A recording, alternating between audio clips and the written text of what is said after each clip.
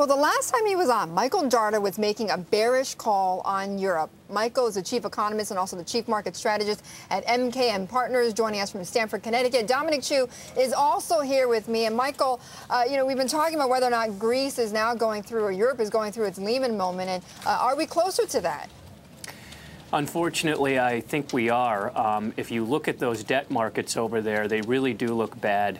And unfortunately, Ireland and Portugal don't really look that far behind. But what's even more important to the Eurozone is the condition of Spain and Italy. Those economies collectively are about 6 times the size of the rest of the periphery and have much more debt. And their debt markets are even in turmoil now. And that's starting to elevate some of these systemic risk indicators. So there's a little bit of a stench of 2008 in the air. I doubt it's going to get that bad. But that's what markets are worried about now. Well, Michael, one of the things when people talk about the Lehman moment was a big deal because it was such a huge surprise to the market. Greece is pretty much not a surprise. It's been pretty bad for a while here. So the question is, when we talk about this idea, we talk about volatility. It's not there right now. It's not like there's this widespread panic, right? This is an orderly decline in the market, something that may be healthy, right?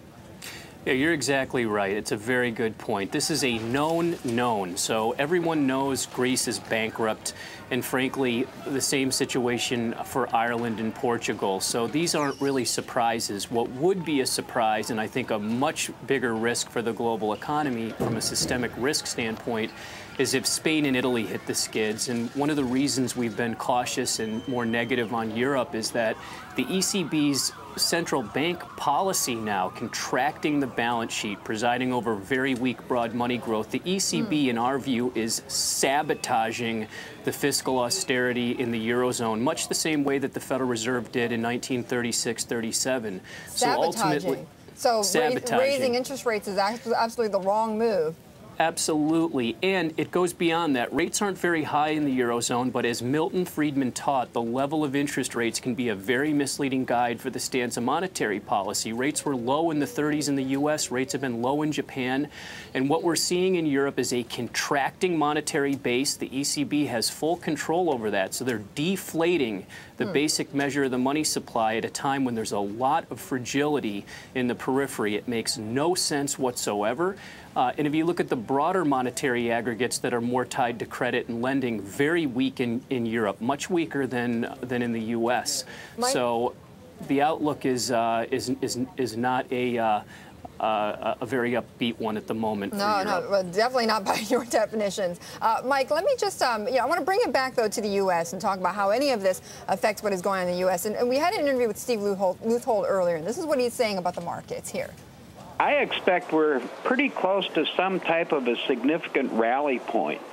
The one that we saw on Tuesday was short covering, it looked like. We took that all back the next day.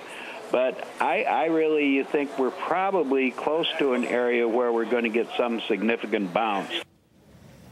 What do you think of that, Mike?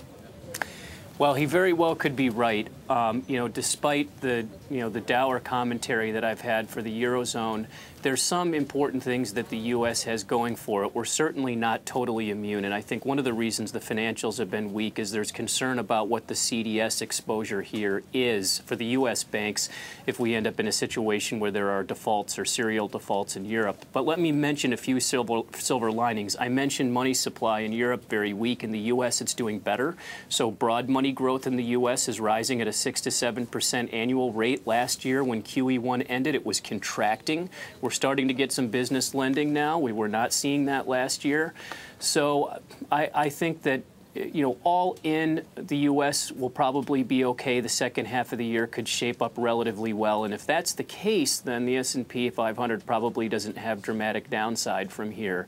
I'd still be a lot more comfortable if we saw the ECB edging towards actually reversing the monetary contraction and starting to ease again. Everyone's talking about a QE3 from the Fed. Not going to happen, but I think you could get QE1 from the ECB. Right. Okay. Mike, we're going to have to leave it there, but I appreciate it. Great to see you again. Mike Darda.